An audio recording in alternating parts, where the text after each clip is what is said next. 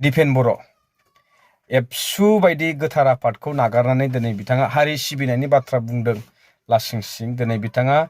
हारि बिथांमोना 6 मासनि थाखायल' सरकार दंसै 2 बोसोरनि थाखाय 1 बोसोरनि थाखाय इनि उनावनो सोलायसिगोन बबे सिस्टेमजों बबे एंगेलजों सरकारा दिनैनि समावहाय बायगोन दे खुलुमबाय रायजोफोर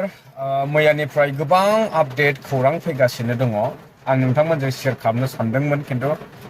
माखासे उसुबिदानि थाखाय हायासै जेन'क मैया प्राइम मिनिस्टार बिथाङा फैनो गोनांमोन जिहेतु खिन्थु बोथोरा ओरैबायदि गाज्रि नोंथांमोना दाबो नायनो हायो अखा हागासिनो आङो बर्तमान एनजिअ केम्प मोनसेयावहाय दङ लांगोनायावहाय दरखंआव ओमफ्राय बोथोर गाज्रिनि थाखाय आं दसे थाद'दों दा मैयाबो थिग बे एखे कन्डिशन जादोंमोन जिहेतु मुहुर्त सम पिएम बिथाङाथ' अलरेडि गुवाहाटियाव सफैबायमोन खिन्थु गुवाहाटिनिफ्राय क'क्राझारसिम फैनायावहाय माबाजों माने साजोंहाय फैनाया जोबोद उसुबिदाखा अखा मोफ्लामनाय सारअन्थाइ गावनाय आरो बारबो बारदोंमोन जिहेतु आरो बे हिसाबै वेदार कन्डिशना एसेबां माने एप्रोप्रियेट नङामोन स' बेखौ रिस्क लानो हाया मोनसे मिटिंनि थाखाय सासे पिएमआ एसेबां रिस्क लानानै फैनांगौनि गोनांथिबो गैयामोन अल्टारनेटिभबो दंखायोमोन जिहेतु दा खोथाया बाय रुट फैनायनि प्लानिं लादोंमोन खिन्थु बाय रुट बे पसिबल नंखाथारामोन थेवब्लाबो बेखौ सर्सनिफ्राय मोनथिनाय मथे नाजादोंमोन खिन्थु बाय रुट फैयोब्ला फैनायाव 4 घन्टा थांफिननायाव 4 घन्टा मिनिमामखौ आं बुंबाय 8 घन्टा लामाखौ ब्लकेट खालामना दोननाया बे इम्पसिबल पाब्लिकआ हेरेसमेन्ट मोनगौमोन खस्थ' मोनगौमोन जिहेतु पाब्लिकफोरा मिथिङाव फैनायानो ओरैबायदि ग्लोब ग्लोब रोजा रोजा रायजोफोर बास प्राइभेट भेहिकल्स बायदिसिना अलरेडि बुंखाजोबनाय दा बे हिसाबै मैयानि प्रग्रामा बिनि थाखाय केन्सेल जादों खिन्थु बेखौ माखासेफ्रा गोबांथार रोखोमनि प्रपेगेन्डा बानायनानै फैयासै फैजायासै बायदिसिना बुंसोलायदों थगायजाबाय बायदिसिना बेफोरबायदि एखन गैया रायजोफोर बुंग्राया बुंखायो आरो पिएम फैनाय फैयैजों खुनु बेवहाय रावनिबो खहा जायाखै पिएमआ फैनांगौआव जिखिनि खोथा बुंनांगौमोन फैयालाबासिनो जे मेडियानि थ्रुजों आरो बा भिडिअ लाइभ कनफारेन्सनि थ्रुयै बिथाङा पाब्लिक मिटिङाव फैनानै जाखिनि एड्रेस खालामनांगौमोन बेखौ अलरेडि खालामनानै थांखाबाय स' बेवहाय गोनो गोथो जानांगौनि खुनु खोथायानो फैया स' दा सोरबा बायदिया बेखौ बुंनानै जुदि गावसोरनि पार्टिनि माबा मोनसे फैगौ इलेक्सनाव मुलाम्फा जागोन होनना सानदोंबा बिथांमोना साननो हासिगोन सानथोंसै बेवहाय जोंहा खर' सानांगौ बा बाजानांगौ खुनु खोथा गैया बाखि आपडेट होनो गोनाङा बेनो फैबाय थानाय बिसायख'थिखौ लानानै बायदिसिना केन्डिडेटफोरनि लिस्ट फोसावलाबायनायखौ नुनो मोन्दों दा बेबायदि खुनु अफिसियेल केन्डिडेटफोरनि लिस्टखौ फोसावथ'नाय जायाखै जिहेतु थांनाय 93rd CWC सिटिंआव बिथाङा अलरेडि क्लियारलि बुंखादों जे सोरबा जुदि एप्लिकेन्ट बा केन्डिडेट सोर मोननो लुबैनाय बिथांमोना एप्लिकेसन आर'जलाइखौ गथायनो हासिगोन होननानै बुंदों दा बे हिसाबै कड अफ कन्डाक्टआ हयथ' 3 सानब्रैसो उनाव जासिगोन बेनि सिगां केन्डिडेटनि लिस्टआहाय आउट जागोन स' बेनिखायनो गोनो गोथो जानला मेनला फोसावनायाथ' फोसावखासिगोन बेवहाय एख' जोंहा बाजानांगौ गैया जि जागोन जिहेतु इनकामबेन्सि गभर्नमेन्ट दंखायो बिटिसि गभर्नमेन्टआ अलरेडि बिपिएफ गभर्नमेन्टआ दंखायो आरो एनडिएखौ लानानै गोबां कन्ट्रभारसि जागासिनो दं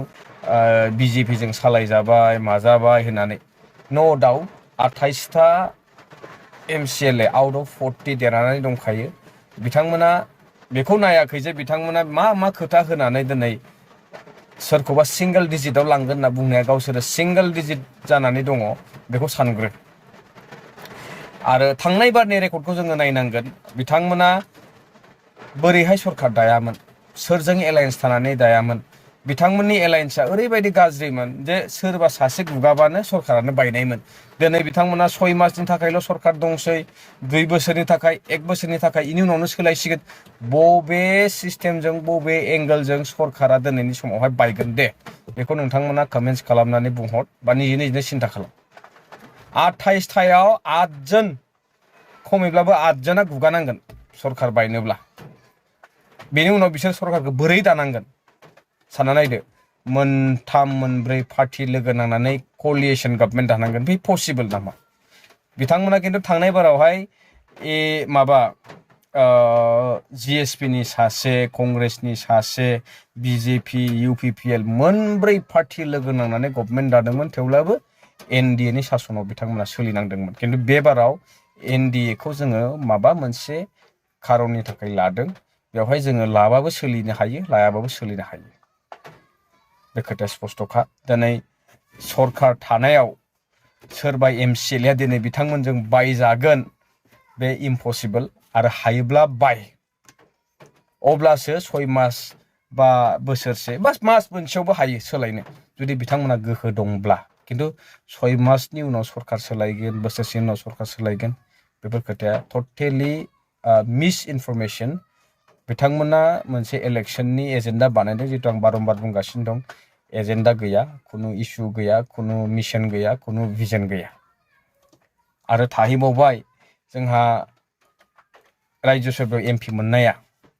नै बोसोरसेनि उनावनो MP राज्य सभानि आरोबाव जानो थांगासिनो दं रोनगोरा बिथांनि सोलाय आरोबाव नै भटिं जानो थांगासिनो दं बेवहाय नायलायदो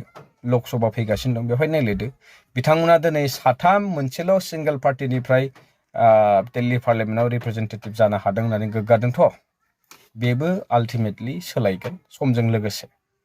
थांनाय बाराव जुदि बिथांमोना 11टा देरहानानै जुदि सोलायजोबनो हादोंमोन then why it's not possible 28टा देरहादों दिनै MLA इलेक्शनावबो थिग बिदिनो जागोन बिथांमोना दैयावनो थांगोन दैबाना सुस्रांजाजोबगोन बेफोर गासिबो आरो दिपेन बर' एबसु बायदि गोथार आफादखौ नागारनानै दिनै बिथाङा हारि सिबिनायनि बाथ्रा बुंदों लासिं सिं दिनै बिथाङा